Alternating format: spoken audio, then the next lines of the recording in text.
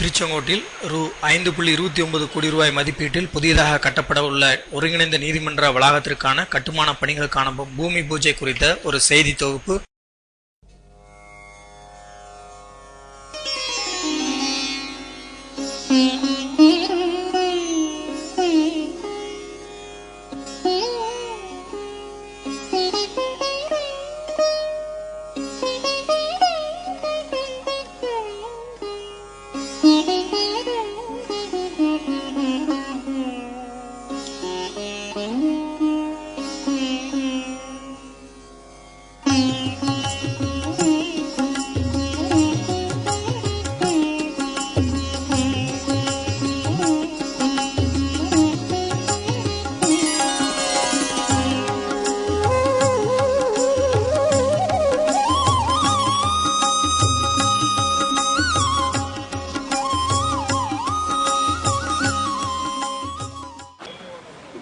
ஒருங்கிணைந்த நீதிமன்ற வளாகமும் நீதிபதிகள் குடியிருப்பும் அமைய உள்ள பகுதியில் கால்குலை விழா இன்றைக்கு துவங்கி இருக்கிறோம்.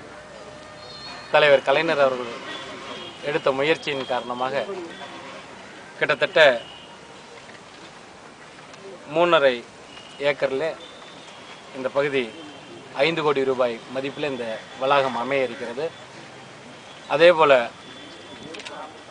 தமிழகத்தினுடைய முதல்வர் அவர்கள் தான் நாமக்கல் மாவட்டத்தினை 1997ஆம் ஆண்டு பிரித்து தந்தார்.